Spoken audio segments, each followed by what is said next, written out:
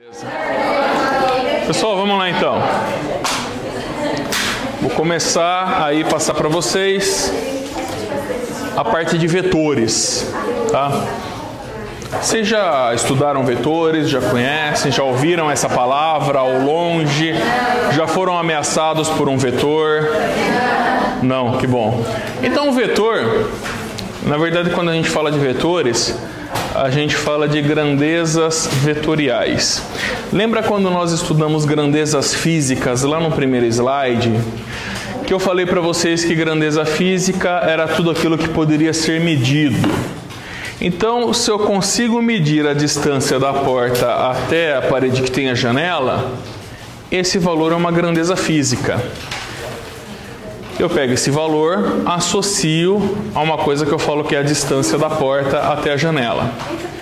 Se eu consigo calcular a área superficial dessa sala, do chão aqui dessa sala, eu digo que isso é uma grandeza física. Tá? Só que as grandezas físicas, elas podem ser escalares ou vetoriais. Uma grandeza física escalar, ela é perfeitamente expressa por um número.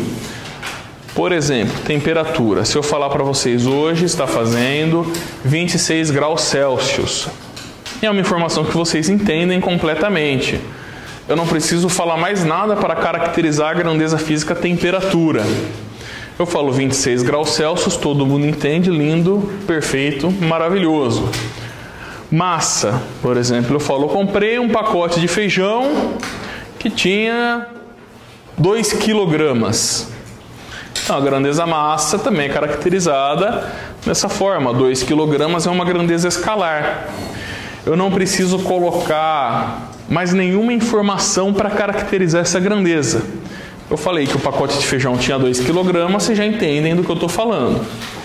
Agora existem outros tipos de grandezas que precisam de mais informações para se caracterizar. Quer ver? Se eu falar para vocês assim, ó, calma. Eu vou sair daqui e vou me deslocar até a minha casa. Para chegar até a minha casa eu preciso me deslocar 13 quilômetros.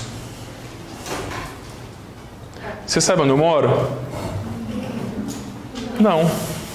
Eu não falei se eu vou me deslocar 13 quilômetros sentido norte, sul, leste, oeste, para cima, ou se eu vou cavar 13 quilômetros na crosta terrestre.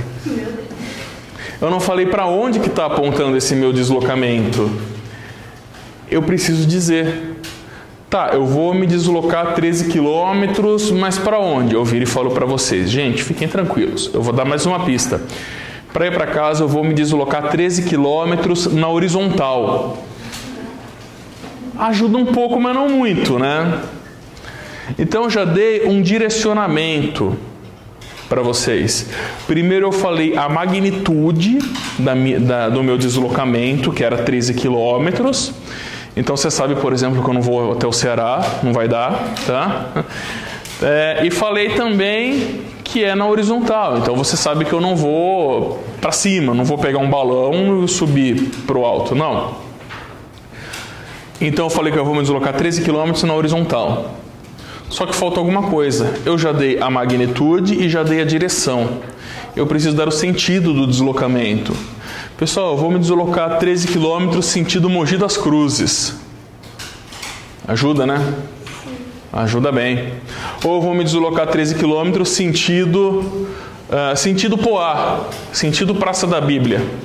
Ah, professor, mas a Praça da Bíblia acaba antes dos 13 quilômetros, né? Não tem problema. Se eu falei que eu vou sentido, eu vou continuar nesse sentido por 13 quilômetros, tá? Então, para você caracterizar uma grandeza vetorial, você precisa da sua magnitude, a sua direção e o seu sentido. Né? Vocês podem encontrar isso em livros também como módulo, direção e sentido. Tá? Eu só evito usar... Quer que volta um pouquinho? Então, é assim, pessoal, isso aí está no Moodle, tá? Então, copie uma coisa ou outra para você lembrar o slide, mas você pode recorrer à apresentação para pegar ele na íntegra. Tá? Onde que eu estava? Para vetorial. Na vetorial. Você não usa outro nome? O módulo. Eu não falo tanto em módulo, pelo menos nessa apresentação inicial, para você não pensar que é só positivo, né? Que tem que ser só positivo. Na verdade, em algum momento até você consegue trabalhar com isso, mas a gente não vai pensar nisso agora. Então, vamos simplificar um pouco, falando em magnitude, que é o valor numérico associado àquele vetor, direção e sentido. Vamos lá, Cleide? Então, quando eu falo em grandezas vetoriais, eu preciso falar dessas três coisas aqui. Uma delas eu já falei para vocês, que é o deslocamento. Então, se eu me desloco de um ponto ao outro, eu saí do ponto A, fui até um ponto B, né? Isso aí tem uma magnitude, uma direção e um sentido. Que outras grandezas na física que são tidas como vetoriais? Velocidade. É uma grandeza escalar ou vetorial? Se eu falo para você assim, eu estava, presta atenção, hein? Eu estava andando com o meu carro lá, ou moto, sei lá, eu estava andando a 10 metros por segundo. E encontrei com uma pessoa que estava andando a 8 metros por segundo. Qual é a velocidade relativa do nosso encontro? Foi de 2 metros por segundo ou foi de 18? Depende se eu encontrei assim ou se eu encontrei assim. Ou seja, depende se nós estávamos indo no mesmo sentido ou em sentidos contrários. Tá? Então, se eu falar para vocês, eu vou sair daqui, eu vou me deslocar a uma velocidade de 30 km por hora por 1 hora. Você sabe onde eu vou estar no final das contas? Não, porque eu falei que eu vou ter uma velocidade de 30 km por hora, mas não falei para onde que eu vou apontar essa velocidade. Tá? Então, velocidade também é uma grandeza vetorial, tudo bem? Aceleração. Então, o que é a aceleração? A aceleração é a mudança de velocidade. Você experimenta a aceleração quando o carro, o ônibus está parado em um semáforo vermelho, o semáforo acende e o veículo acelera. Mas você também experimenta a aceleração quando você está andando com uma velocidade constante, avista um sinal vermelho lá na frente e começa a frear. Professor, mas frenagem também é aceleração? Frenagem é aceleração, só que é uma aceleração para trás. É uma aceleração que ocorre no sentido contrário do movimento. Tá? A aceleração, isso aqui quando a gente estudar aceleração a gente vai entrar melhor aqui, mas já que nós estamos falando de vetores, acho que a gente pode dar uma pincelada nesse assunto. Ó. A aceleração, dependendo de para onde ela aponta em relação à velocidade, pode aumentar a velocidade, diminuir a velocidade, ou inclusive pode nem aumentar e nem diminuir a magnitude da velocidade. Ela pode simplesmente alterar a direção e o sentido. Então, quando a gente estudar a aceleração, a gente vai ver essa relação vetorial aí com a velocidade, tá bom? Oi? Força? Quem perguntou? Força pode ser considerada uma grandeza vetorial? Se eu pegar essa mesa aqui, falar para você, aplica sobre essa mesa uma força de 20 newtons. Estou aplicando 20 newtons para baixo. Ou eu posso aplicar 20 newtons para o lado, posso aplicar 20 newtons para cima. Então, força é uma grandeza vetorial. Porque não adianta dizer que você vai aplicar tantos newtons de força.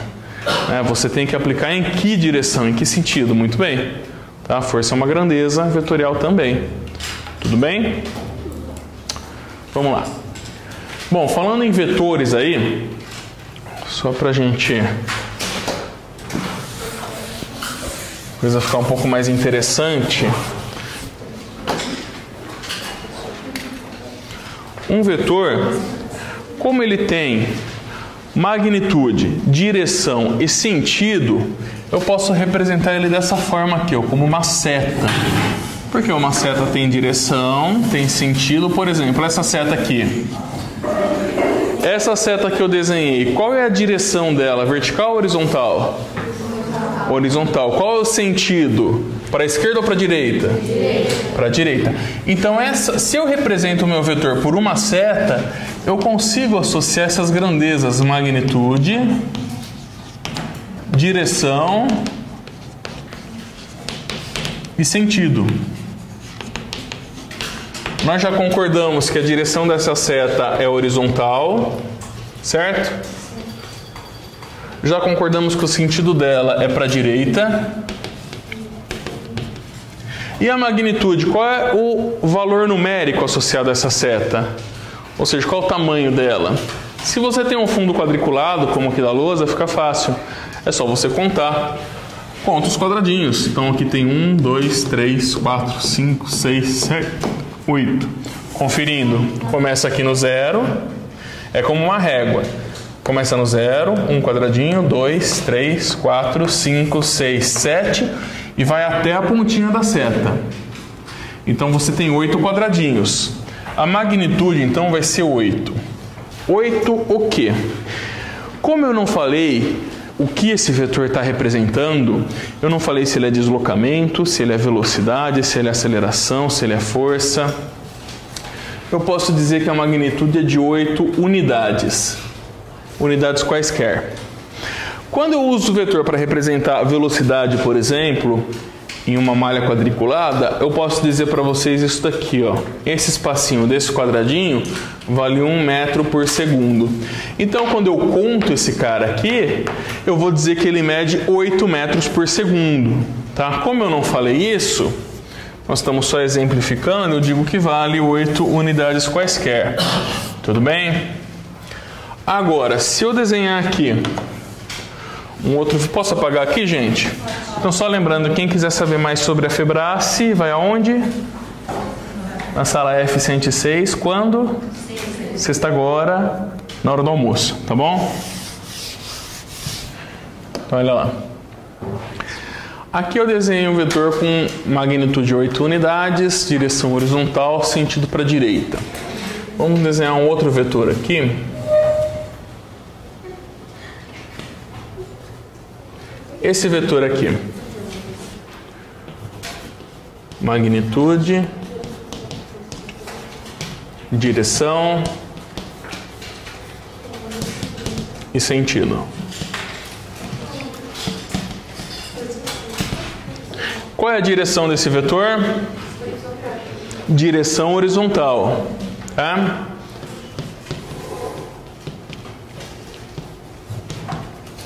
Qual é o sentido desse vetor?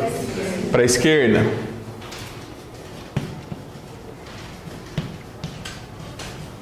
Qual é a magnitude desse vetor? Começa aqui no 0. 1, 2, 3, 4, 5, 6, 7. Então, magnitude 7 unidades. Tá? Muito bem. Eu falo para vocês, vamos dizer que esses vetores representam deslocamentos, tá? Então vamos dizer que esses vetores representam deslocamentos. Primeiro eu me desloquei, eu saí de um ponto inicial, me desloquei 8 metros, vamos dizer que essa unidade vale 1 metro, me desloquei 8 metros na horizontal para a direita. E depois eu me desloquei 7 metros na horizontal para a esquerda. O que acontece se eu somar esses dois caras? Percebam, né? O somar aí já deve ter gerado dúvida em vocês. Por quê? Um vetor que está apontando para a direita, então primeiro eu vou para a direita e depois eu volto para a esquerda. O meu deslocamento resultante, quer dizer, eu saí daqui dessa mesa, andei 8 para a direita e voltei 7 para a esquerda e parei aqui. O meu deslocamento final equivale a quanto? 1 metro. Se a minha origem é essa, então aí é outra coisa. Se a minha origem é essa, aí eu ando 8 metros para lá e 7 metros para cá, a minha posição em relação à origem é 1 metro para cá. Então, esse deslocamento todo, andar para lá e andar para cá, eu poderia substituir simplesmente por isso. Dá na mesma, tá? É o que acontece quando você tem esses dois vetores aqui. Você pode pensar, por exemplo, em um cabo de guerra. Você tem 8 pessoas puxando para um lado e 7 pessoas puxando para o outro. Imaginando que elas têm a mesma força e puxando da mesma forma, isso tudo é equivalente a ter uma pessoa a mais puxando para um lado. Uma pessoa só. Da onde vem essa intuição que a gente tem de saber que uma coisa aponta para um lado, outra para o outro, e que quando eu faço a soma dessas coisas, na verdade eu estou subtraindo? É o seguinte, ó, quando a gente desenha os vetores, só vou puxar um zoom aqui, como setinhas, fica fácil a gente ver para onde o cara aponta, para onde ele deixa de apontar. Só que se eu quero representar esses vetores matematicamente, eu vou lançar mão de um referencial do plano cartesiano. Aqui eu peguei uma dimensão só o eixo x. Ao longo do eixo x, eu digo que todos os vetores que apontam para a direita são positivos e todos que apontam para a esquerda são negativos. Então, se eu quiser falar desses vetores, esse vetor vamos chamar, por exemplo, de vetor A. É assim que você põe o nome em um vetor, tá? É uma letrinha e uma setinha em cima. Essa setinha em cima, que faz parte do nome do vetor, ela sempre vai apontar para a direita, independente se o seu vetor aponta para a direita ou para a esquerda. Então, esse vetor que se chama B, eu ponho a setinha para onde? Para a direita também. Porque eu estou dizendo que isso daqui é uma grandeza vetorial. Então, quando eu escrevo B dessa forma, eu espero que você saiba que ele tem uma magnitude, uma direção e um sentido. Tá? Então, ele pode apontar para lá ou para cá. Se eu quero falar só da magnitude associada ao vetor, ou do módulo associado a ele, eu posso escrever assim, ó, módulo de A, ou simplesmente A sem a setinha em cima. A mesma coisa para o B. Posso escrever módulo de B, ou B sem a setinha em cima. Bom, se eu quero usar aquela relação e essa estrutura aqui, quanto que eu falo para vocês que vale a magnitude de A? É 8 unidades, mas no lado dos positivos ou dos negativos? Dos positivos. Então A mede mais 8U. E B quanto que mede? 7. Menos 7U. Muito bem, menos 7 unidades. Porque se eu olho só para esses dois caras aqui, ó, mesmo sem desenhar setas, eu já sei que eles apontam em sentidos contrários.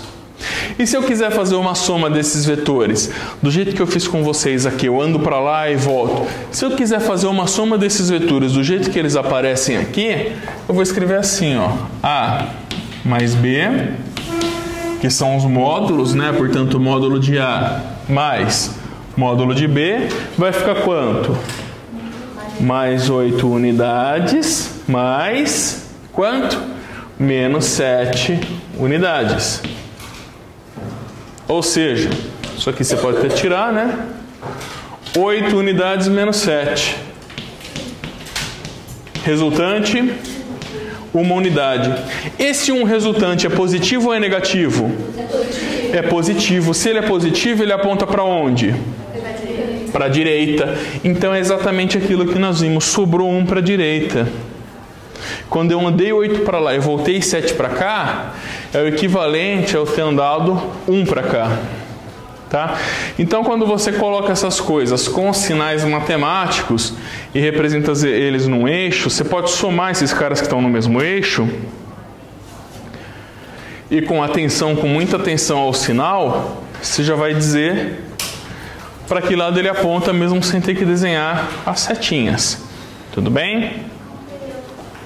Então aí mais uma vez, uma atenção é para vocês, tomar sempre cuidado com o sinal, porque o sinal diz para onde você está indo, né? Imagina, você projeta um foguete que tem que subir, então ele tem que ir no sentido do Y positivo, aí você inverte o sinal, né? Aí ele vai virar um carro tatu, fala. Então, se, tipo, por exemplo, tá o B, em vez de você tinha tá pra lá, tipo, tivesse para um lado ao contrário. E aí fosse menos 7, eu estaria andando, tipo, por o mesmo lado. Quase. Não, a setinha em cima do B não, mas eu digo assim, tipo, o B, ele estaria virado pra lá e o A pra cá. Ó, esse vetor está virado para a esquerda e aqui ele está virado para a direita. Aí tá menos 7, então eles estão andando pro mesmo lado.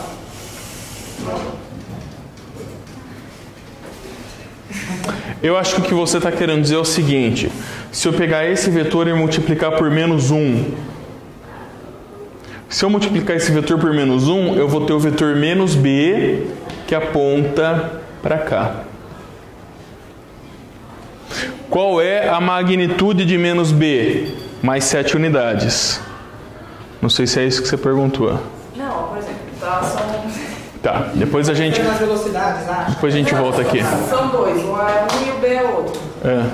E aí, tipo, um tá virado pra cá e o outro tá virado pra lá. Sim. A setinha, só que aí como esse é menos, eles estão indo pro mesmo, tipo, sentido? Não, não.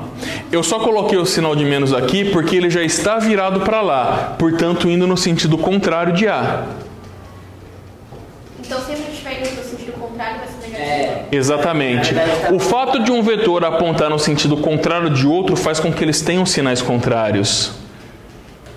Se eu pegar 15 vetores e for com todos eles para a direita, todos nós teremos sinais positivos. Se eu pegar 15 vetores e for com eles para a esquerda, todos teremos sinais negativos. Isso seguindo essa estrutura aqui. Acho que ele só confundiu por conta da organização que está no quadro, né? No caso, o certo seria A tá ali e B tá aqui, né? Não, certo é isso mesmo. Eu fiz pouco. Tanto faz. Tanto faz.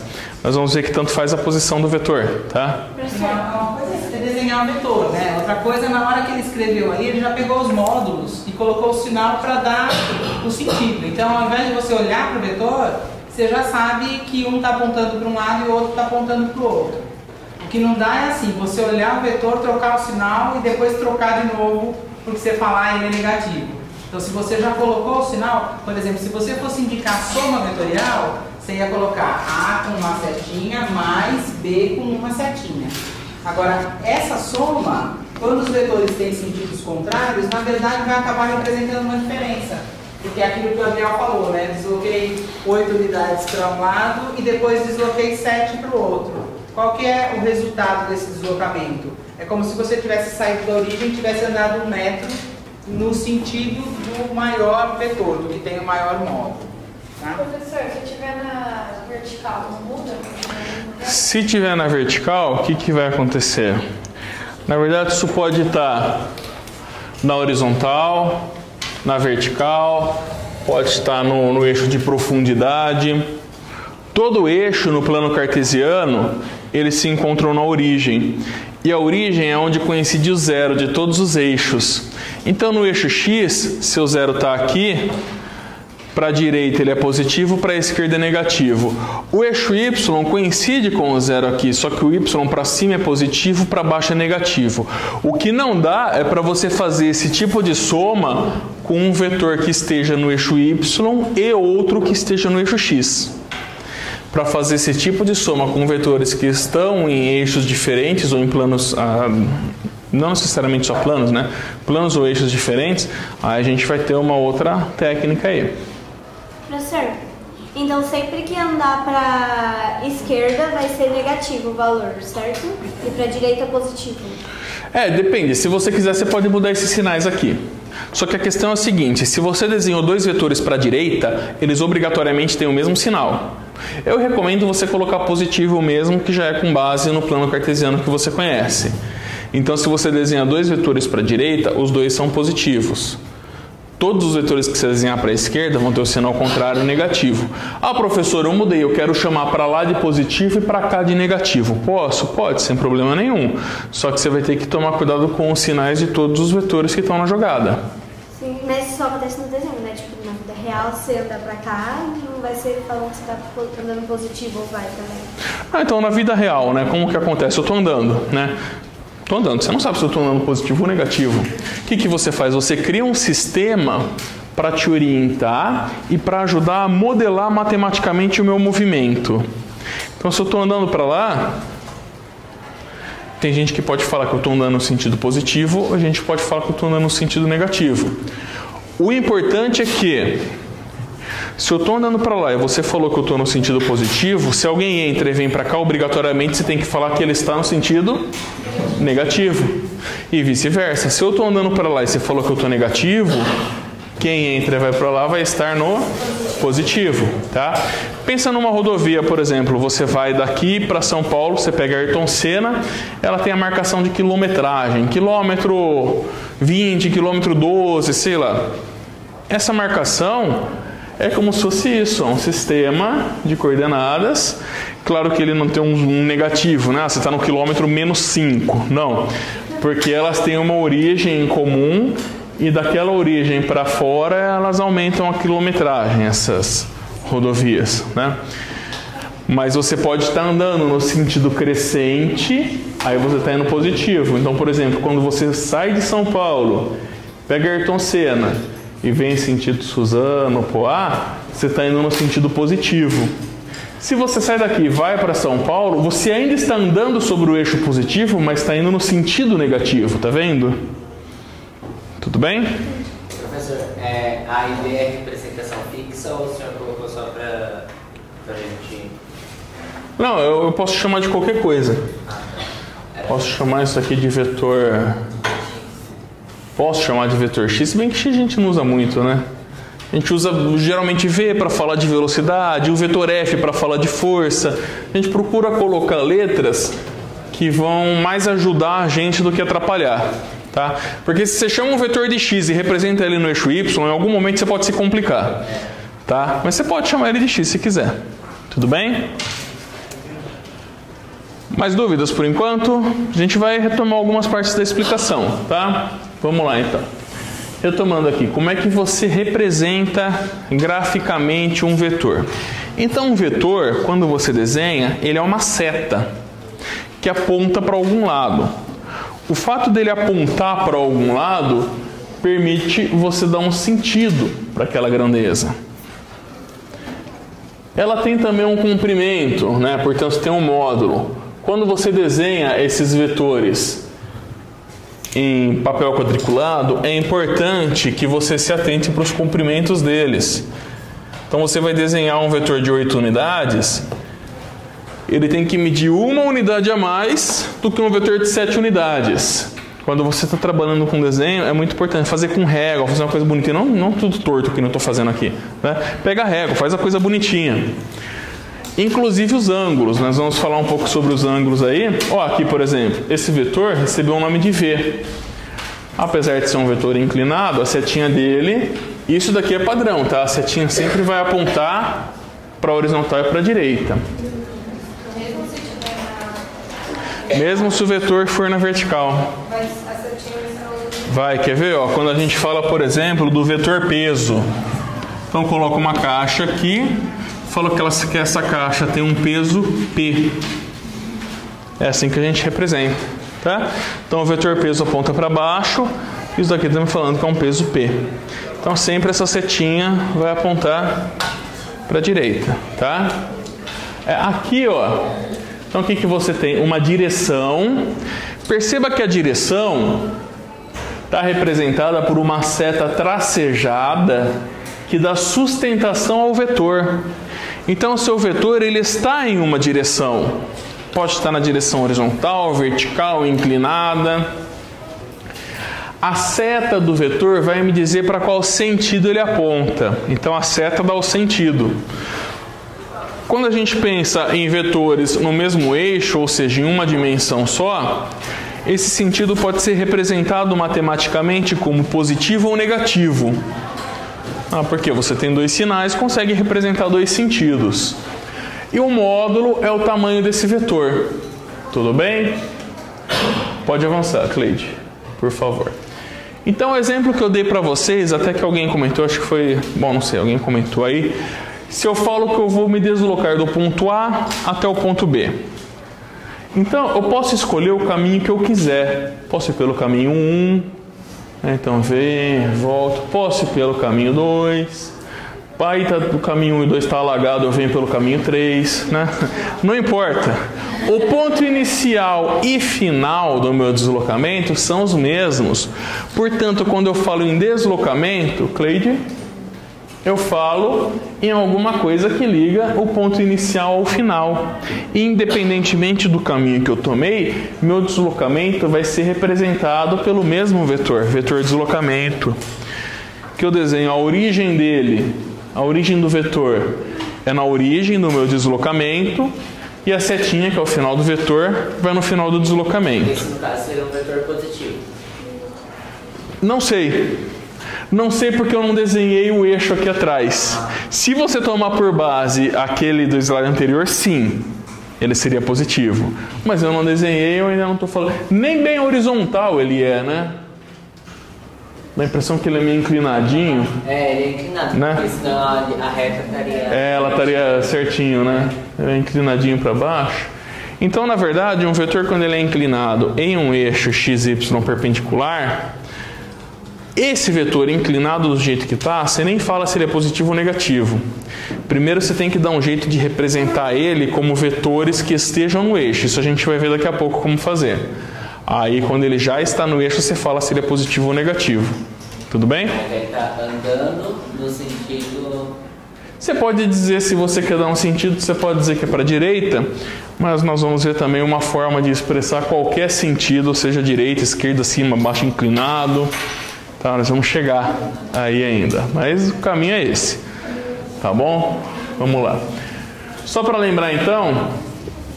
Uma grandeza vetorial é representada pela letra, que você resolveu batizar o vetor, e uma setinha em cima para a direita. Se você está escrevendo em uma máquina de datilografia, né? Tec, tec, tec, tec, que não tem setinha para colocar. Ou em um editor de texto bem porqueirinha, que você não conseguiu achar a setinha. Ou você está fazendo no bloco de notas e não tem como pôr... Enfim, como que você resolve isso? Você coloca o V em negrito. Então, ou você escreve a letra com uma setinha em cima ou a letra em negrito. Então, se você está lendo um livro de física, num capítulo de vetores, e você vê uma letra em negrito, você tem que saber que essa letra traz para você 3 informações: magnitude, direção e sentido. Tudo bem? Se você quer escrever, então, a direção e sentido aqui está posto como orientação. A gente pode usar essa palavra também. Quando você fala orientação do vetor, você já está dizendo direção e sentido. A gente vai ver isso. Tem um exemplo no final. A gente vai entender direito essa questão da orientação, tá? Se você quer falar somente da magnitude da grandeza vetorial ou do módulo da grandeza vetorial, que é o valor numérico, você escreve só a letra, sem negrito e sem setinha, ou a letra com setinha entre essas 2 barrinhas de módulo, ou a letra em negrito entre as barrinhas de módulo também. Qualquer uma dessas representações, você está falando só da magnitude do vetor. E qualquer uma dessas daqui, você está falando da magnitude e da orientação do vetor. Tudo bem? Vamos lá? Tá. Então aqui nós vamos considerar o vetor deslocamento, porque é o mais tranquilo aí para a gente pensar, né? Em termos de vetores, vamos pensar em termos de deslocamento, que acho que fica fácil para todo mundo visualizar. Aqui só uma ilustração, tá? A gente nem usa tanto essa nomenclatura, mas é bom vocês saberem caso se deparem. Então, você tem vetores paralelos, significa que além deles terem a mesma direção, eles têm o mesmo sentido. Se eles tiverem a mesma direção, mas sentidos opostos, eles são antiparalelos. Se eles tiverem mesma direção, mesmo sentido e mesmo módulo, eles são vetores iguais, tá? O que define, o que caracteriza um vetor? Não falei para vocês que é módulo, direção e sentido? Eu poderia, por exemplo, pegar esse vetor A, apagar ele aqui, ó. Nossa, professor, você apagou o vetor A. Agora eu não lembro como ele era. Eu não vou saber representar ele nunca mais, né? Na verdade você sabe, porque você tem magnitude, direção e sentido. Então eu sei que ele segue a direção horizontal. Ótimo, já é um começo. Horizontal é isso daqui. O sentido dele é para a direita, então ele vai ser alguma coisa apontando para lá. E o módulo ou a magnitude são 8 unidades. 1, 2, 3, 4, 5, 6, 7, 8. Então isso daqui com 8 unidades. Pronto, recuperei o meu vetor A. Tudo bem? Tem diferença de eu desenhar o vetor aqui ou desenhar o vetor aqui? Não tem, porque o que caracteriza um vetor é magnitude, direção e sentido. Não é o local da folha de papel que você desenha ele. Então você pode deslocar o vetor de um ponto e desenhar ele em outro. Dessa forma eu posso dizer que todos esses vetores aqui representam a mesma coisa. Não importa onde eu estou desenhando ele. Todos os vetores são iguais. Tudo bem? Vamos lá? Agora a coisa começa a ficar interessante. Porque agora a gente vai explorar matematicamente como fazer essa soma de vetores. Mas a adição de vetores não é aquilo que você mostrou? Oi? A adição de vetores não seria aqui? Então, esse é o jeito mais simples. É o exemplo mais simplesinho. Nem sempre os vetores vão estar no mesmo eixo. Aí você tem que fazer alguma coisa para adicionar eles. Olha ali, por exemplo, o vetor azul e o vetor vermelho que eu desenhei.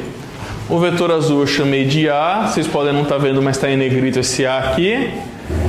E o vetor vermelho eu chamei de B. O que é a somatória desses vetores A e B? Quando você tem vetores em direções diferentes, você pode pensar neles como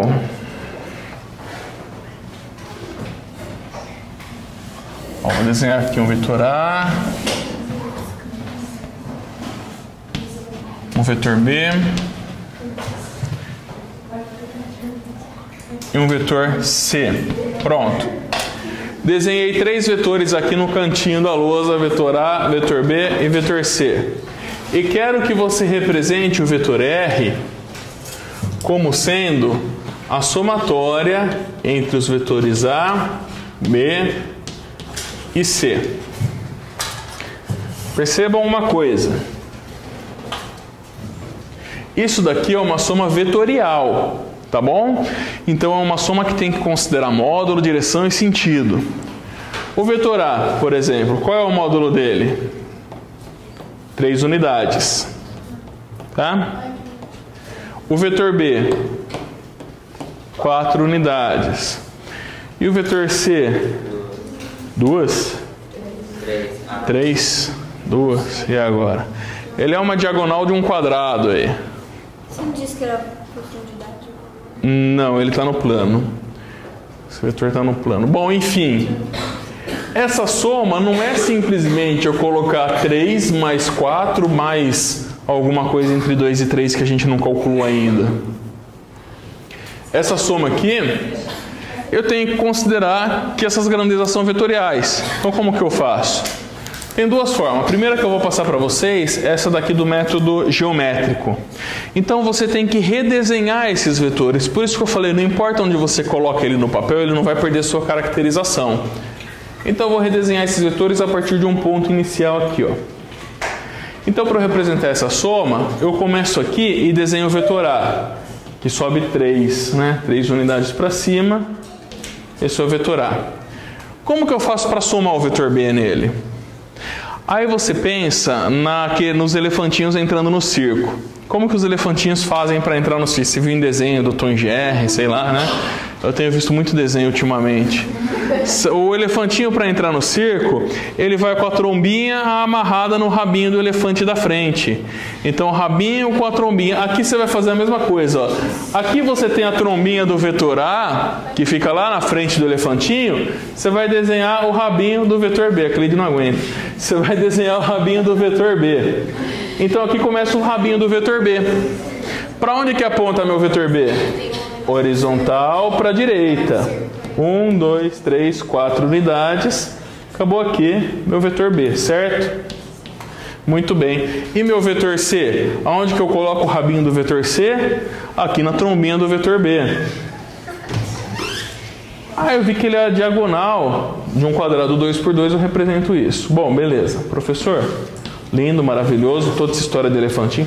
Ah, professor, você desenhou o vetor inclinado aqui, mas é que a minha letra também está inclinada, então vamos fazer diferente. Vamos desenhar a letra C, né? Aqui também é o vetor B. E aqui também é o vetor A. Pronto. Ah, professor, muito bem, muito legal essa história de rabinho, de elefantinho. Mas e aí, qual que é meu vetor resultante? Bom, seu vetor resultante, ele é um pouco diferente dos outros.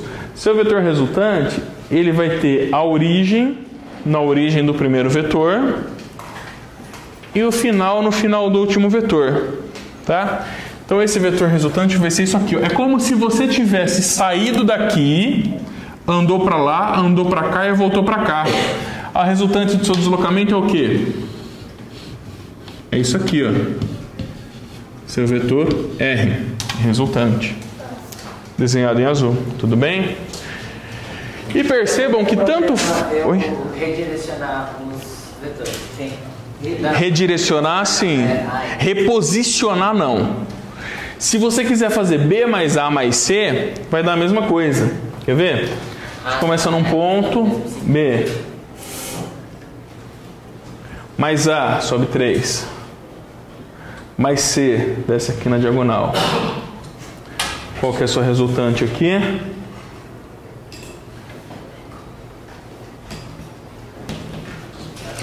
É claro que se você fizer com régua, bonito, caprichado, você vai ver isso que eu estou te mostrando. A gente pode fazer isso também em forma de números ou é só em letras que vai acontecer? Como assim? Tipo, trocar os vetores A, B e C por números. Então, lembra que quando o vetor está assim, ele não tem só um número, ele tem um número, uma direção e sentido.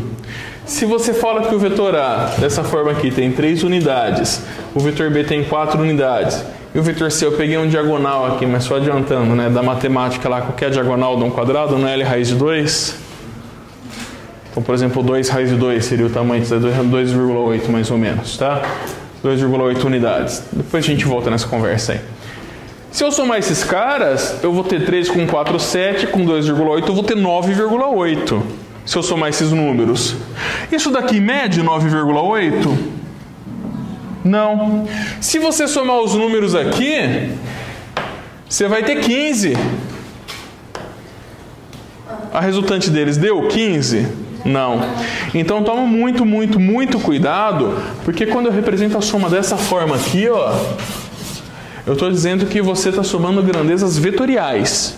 Então você tem que considerar a direção e o sentido além só do número, que é o módulo, tá? Tudo bem? Fala. Por que não é melhor entre os dois ali? Porque o quê? O resultante entre os dois ali, o finalzinho do R. O que tem o finalzinho do R? Tipo, ao lançar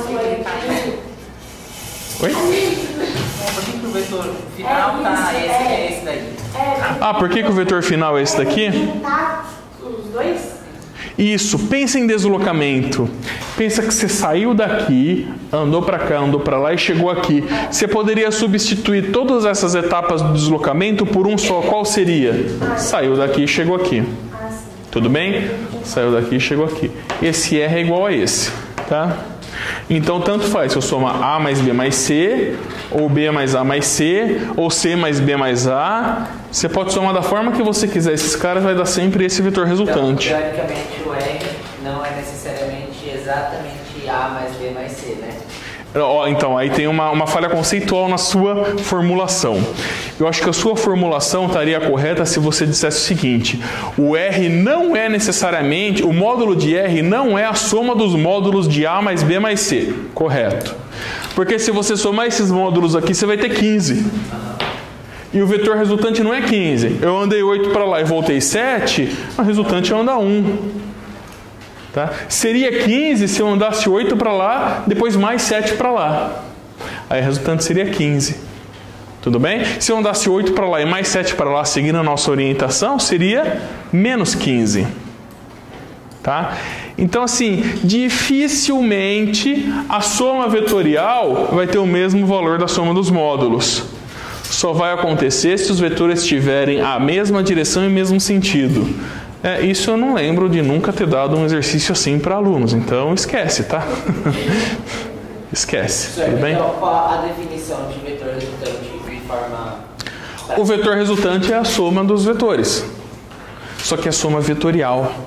Ele decorre da soma vetorial dos vetores. Olha aqui, ó. Você tem um exemplo, aliás, de adição de vetores. Aqui eu coloquei o vetor A mais o vetor B dessa forma que eu falei para vocês. Então aqui eu estou somando dois vetores. A origem de A sai daqui e vai para lá. Depois eu somo com B. Qual que é o resultante desses vetores de A mais B? Se eu sair desse ponto em A, fui para lá e tomei esse vetor B e fui para cá, a resultante é o quê? Como se eu tivesse saído daqui e vindo para aqui. Portanto, essa é a minha resultante, A mais B. Isso aqui está em negrito, tá? Portanto, é vetorial. Tudo bem? Tudo isso aqui está em negrito. Agora, tanto faz você somar A mais B ou você somar B mais A. A resultante é a mesma. Tudo bem? Isso é uma forma da gente fazer o vetor resultante. O método geométrico. Você vai usar quando isso? Predominantemente quando você tiver um plano quadriculado para trabalhar, uma malha quadriculada no fundo do seu papel aí para você trabalhar com esses caras. Aí você vai reorganizar eles e tem um vetor resultante. Quando você não tem,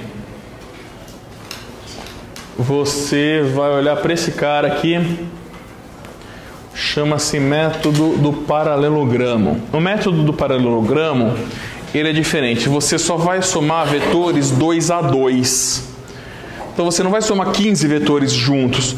Pelo método geométrico, você pode colocar 15 vetores juntos, um na frente do outro, e chegar num final. O método do paralelogramo, você só vai colocar de 2 em 2. Então você vai desenhar, por exemplo, digamos que você tem aqui um vetor V1 e aqui um vetor V2. Você desenha o vetor V1, que você quer somar com o vetor V2, e na mesma origem, você desenha o vetor V2. Na ponta do vetor V1, você traça uma reta paralela ao vetor V2, e na ponta do vetor V2, você traça uma reta paralela ao vetor V1. Essas retas paralelas aos vetores correspondentes vão se encontrar, porque elas não são paralelas entre si, elas vão se encontrar em um ponto. Esse ponto que elas se encontram, dá para você certinho o comprimento do vetor soma, ou do vetor resultante. Por que se chama regra do paralelogramo? Porque você parte do princípio que os dois vetores que você pôs para somar são dois lados de um paralelogramo. E o paralelogramo é uma figura que tem 4 lados paralelos 2 a 2. Tá? Então, isso aqui, essa figura que ele forma, quando você traça essas retas, é um paralelogramo. E esse cara aqui é a soma dele, a resultante desses vetores. Tudo bem? Mais ou menos, professor, não entendi direito ainda. Fala. Oi? Ótima pergunta. Tomemos um vetor A. Tudo bem? Vamos tomar aqui então um vetor A horizontal para a direita. Tudo bem? Vamos lá. Tomemos um vetor B, que forma um ângulo alfa com o vetor A, certo? Valores conhecidos, A e B, você tem os módulos deles. O vetor resultante, então, pode ser determinado pela regra do paralelogramo. Para isso, traçamos uma reta paralela ao vetor B que passa ao final do vetor A. Depois traçamos uma reta paralela ao vetor A que passa pelo final do vetor B. Aqui, onde essas paralelas se encontram, né? Vamos lá, mais um. Na origem comum dos vetores é onde eu começo a desenhar o vetor resultante. Então, eu começo a desenhar aqui e termino lá. Pode avançar. Tá? No encontro onde termina o vetor resultante. Pode avançar, Cleide. Como que você calcula o valor do vetor resultante? Como? Professor, pode acontecer dos vetores serem ortogonais. Aí você vai fazer um retângulo, né? O teu paralelogramo vai ser um retângulo. Mas se os vetores estiverem inclinados, você não pode pegar um vetor que está nessa direção e simplesmente mudar para cá. Você alterou, é outro vetor. Vamos dizer que você tem esses vetores aqui, né? É isso aqui? Você está perguntando? Aquele desenho Aí você fez a linha ali, ó. Fez a linha assim. Sim. Lá. Se você subir, né? Assim, Aí ela não vai ser paralela a esse vetor. Obrigatoriamente essa linha tem que ter a mesma direção desse vetor. Tem que dar Ela tem que ser paralela, ela tem que ter o mesmo ângulo que esse cara. o resultante vai partir do ângulo? Parte do encontro da origem. Isso aqui é a origem. O ângulo é essa abertura aqui, que eu simplesmente representei como este arco, mas é a mesma abertura em qualquer lado, tá? Então não dá pra falar que a resultante vai partir do ângulo, não vai partir daqui não. Parte da origem. Tá vendo? Avanção aí, Cleide. Aqui, ó, tá vendo? Parte bem da origem. Tudo bem? Se você pega isso daqui e desenha assim um vertical aqui, ó, esse vertical não está paralelo a esse vetor. Então você não está seguindo a regra do paralelogramo. Você errou. Tá bom? Você tem que desenhar paralelo. Agora, se o seu vetor for vertical, aí tudo bem. Você desenha aqui uma reta paralela a ele. Aqui paralelo ao de baixo, onde elas se encontram, vai te dar seu vetor resultante. Tem algum caso que ele não vai usar o paralelogramo? A gente usa muita coisa e também não usa umas par de outras coisas. Depende da situação. Depende do caso. Porque, por exemplo, no primeiro exemplo que o senhor deu na lousa, a gente não usaria o paralelogramo, né? Mas poderia. Se você quisesse somar de 2 em 2, você poderia. Poderia. Porque o primeiro ele colocou 3 vetores. Então, com 3 vetores não é conveniente você falar, vou pegar 2 para criar um terceiro para depois somar. É muito trabalho. Pelo paralelograma não pode somar 3 vetores. Não dá. Não Então, dá. se for, por exemplo, 3 ou 4 vetores, eu vou ter que pegar os primeiros 2 vetores, Isso. fazer um Depois e mais 2. pegar Isso, isso. somar 2 resultantes que vai dar Isso. resultante final. Só vou repetir aqui no microfone para ficar gravado. Então, se você tem 3 vetores, né, e quer resolver pelo paralelogramo, você tem que resolver 2 a 2. Então, dos 2 primeiros, tira uma resultante. Da resultante do primeiro com o terceiro, você tira a resultante dos 3. Como é que Tá faz bom? resultante só pro terceiro? Como que fica? Normal. Ó, vamos ver aqui. Vamos ver primeiro o feijão com arroz, tá? Agora deixa eu só falar, esse daqui ele cai, se vocês transportarem o vetor de baixo lá para cima, ele cai naquela regra do... Sim. Por exemplo, o elefantinho, coisinha. Então, ó, você tem aqui um vetor A e um vetor B. Aqui eu resolvi pelo paralelogramo. Coincidi as origens deles e tracei a resultante partindo da origem. E se eu quiser resolver pelo método geométrico? O método geométrico, ao invés de você coincidir as origens, aonde que eu deveria desenhar a origem do vetor B? Aqui no final do A, né? O rabinho do elefante na trombinha do outro. Você desenha, o seu vetor B seria isso daqui, ó. Qual que seria meu vetor resultante? Pensa no deslocamento, sair daqui, fui para lá, sair de lá, fui para lá. É o equivalente a fazer isso. Esse é o meu vetor resultante. Ou seja, a somatória vetorial ela dá o mesmo resultado independente do método que você usa. Só que eventualmente é mais conveniente usar um ou outro. Tudo bem? Mas aqui nesse primeiro exemplo, onde o senhor desenhou os 3, eu encontrando coisa. O restante vai ser tão pequeno daquela forma? Para aquele exemplo particular, sim, ele ficou pequenininho, né? Inclusive pode até ser nulo. O resultante pode até ser 0. Quando os vetores vão se encontrar. Quer ver? Se eu ando 8 para lá, depois eu ando 3 para cá, depois mais 6 para cá, depois mais 1 para cá, pronto, o resultante é nulo. É um monte de vetor. Anda 8 e 8, vai. Pensa numa pista de Fórmula 1. O cara sai da largada, faz uma série de deslocamentos que você pode seccionar eles em deslocamentos pequenos e vai terminar na largada de novo. Qual foi o deslocamento total dele? 0. Ele pode dar 50 voltas e parar lá. Deslocamento 0. Tá? Tudo bem? Vamos lá. Aí para calcular a resultante, a gente vai usar a lei dos cossenos. Isso daqui ele tem lá um desenvolvimento da matemática, que a gente não vai entrar aqui até, se a Cleide quiser se aventurar a falar um pouco mais disso aí para vocês. Mas o que eu quero focar com vocês é o seguinte. Em física, quando a gente estuda a lei dos cossenos, a gente olha para esse ângulo alfa entre os vetores. Mas o desenvolvimento da lei dos cossenos vem da matemática, que tem uma outra finalidade, e eles não olham esse ângulo aqui entre os vetores, eles olham este ângulo aqui, ó, que seria esse, tá vendo? Eu estou falando isso porque futuramente vocês vão ver lei dos cossenos em matemática e vão falar, quando o professor falou em física, ele falou que o sinal era positivo, agora em matemática está falando que o sinal é negativo. Vocês vão ver isso. Pelo menos vocês já vão saber porquê e vai ver que não tem nada errado na conversa aí. Avança aí, Cleide. Alguém já viu a lei dos cossenos? Já.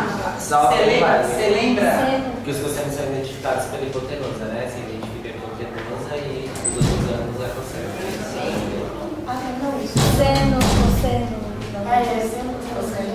Seno, cosseno, tangente. Vocês conhecem essas relações trigonométricas? Mas, por exemplo, se eu falasse para vocês assim, ó, eu tenho o lado A, eu conheço o módulo, o tamanho dele, vale, sei lá, 10 unidades. Aquele lado B vale 8 unidades. Eu tenho o ângulo entre A e B de, sei lá, 60 graus. E aí eu quero achar o tamanho do R. Vocês saberiam fazer isso? Vocês já viram alguma formulinha que faz isso? Sim. Qual que é? Você lembra? Que era tipo um negócio que era só 14, tipo... O socator é das relações trigonométricas. Aqui, se vocês tivessem essa coisa aqui que eu estou falando, então se tivesse tipo um negócio assim, vai. Então, aqui é o módulo do A. Assim, não precisa nem pensar em vetores, pensa no triângulo mesmo, né? Tem o A, o B e aqui é o R, né? Aí a gente fala assim, ó, eu conheço esse ângulo aqui, vou chamar esse ângulo de θ. Aí como é que eu faço para achar o R? Pela lei dos cossenos. Eu faço assim, né? É um R ao quadrado, que eu vou procurar. Isso vai ser A quadrado mais B quadrado, menos 2 vezes A vezes B, cosseno de θ. Já viram isso alguma vez na vida de vocês? Não? Mas é uma fórmula, é uma receita. Então se vocês tiverem um triângulo desse, conhecer esses dois lados e conhecer esse ângulo, vocês podem achar esse outro.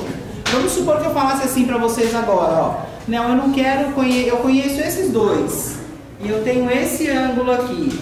Como é que a gente iria escrever para achar o B, que é o desconhecido? Aí ficaria assim, ó, o que eu não conheço, que é o B quadrado, esses dois que eu conheço ao quadrado, então A quadrado mais R ao quadrado, menos 2 vezes quem? A vezes R, que são os conhecidos, cosseno desse ângulo A. Tá? É uma receita. Então, assim, a gente não vai demonstrar. É uma formulinha que vai estar pronta lá, vocês vão simplesmente usar. E a gente vai se apropriar dessa formulinha agora para nossa coisa de interesse, que são os vetores. Então, agora o nosso triângulo ele não é um triângulo qualquer. Ele é um triângulo formado por dois vetores que estavam ali, né? Então, quando eu peguei esse, somei com esse, achei esse cara daqui, eles são vetores. Mas eu quero achar o tamanho desse aqui que eu chamei de resultante.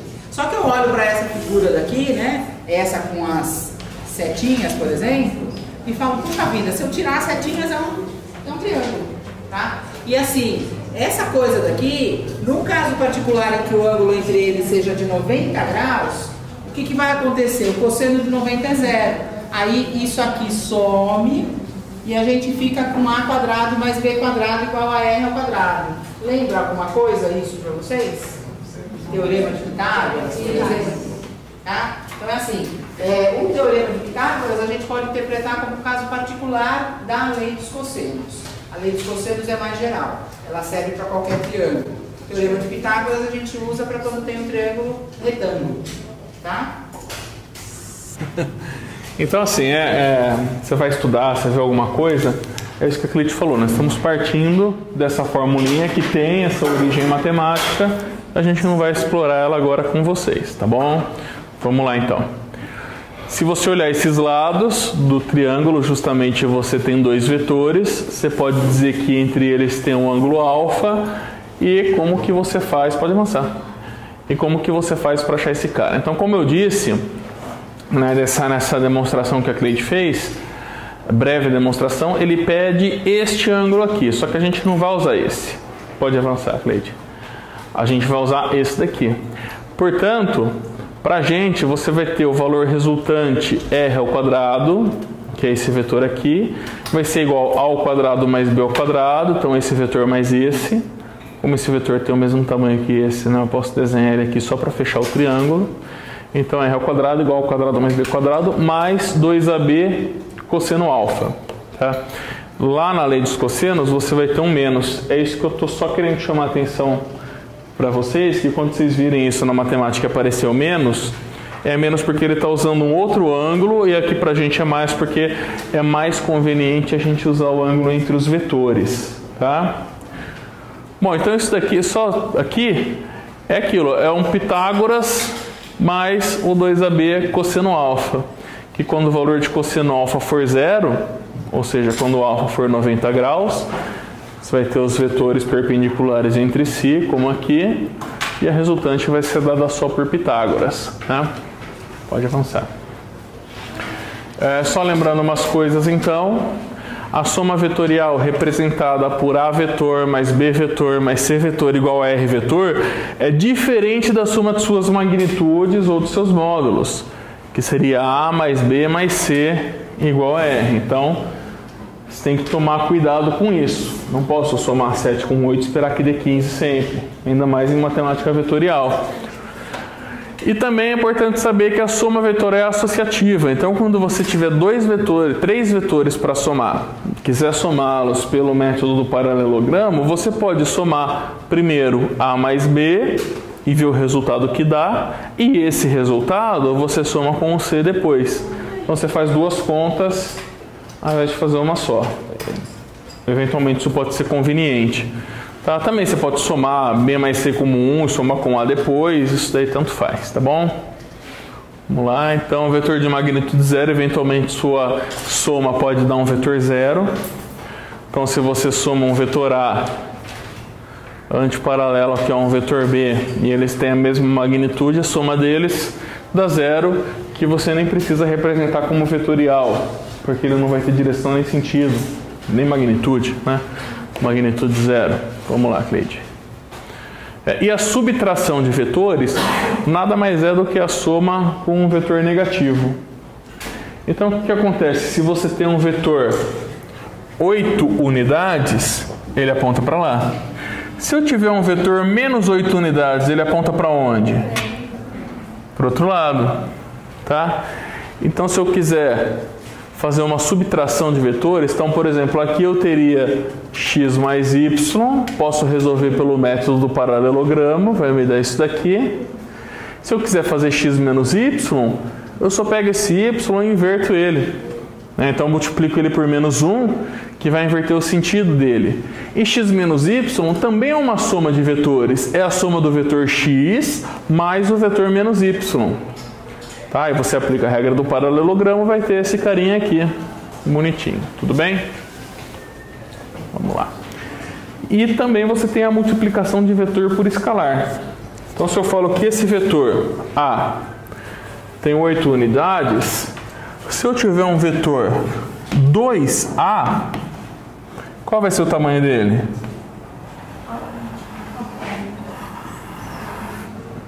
(16), né? 1, 2, 3, 4, 5, 6, 7, 8, 9, 10, 11, 12, 13, 14, 15, 16.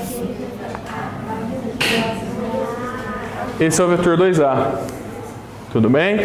Percebam que multiplicar por um escalar não muda a direção do vetor. Ele só está aumentando. Multiplicar por um escalar pode mudar o sentido do vetor? Fazer ele apontar para a esquerda ao invés de apontar para a direita? Pode. Se eu multiplicar por um escalar negativo, eu vou estar invertendo o sentido que ele aponta. Então, olha aqui, ó. Você tem um vetor A que mede uma unidade U. Se você tem um vetor 2A, ele vai medir 2 unidades U. Então, ele vai medir 2U.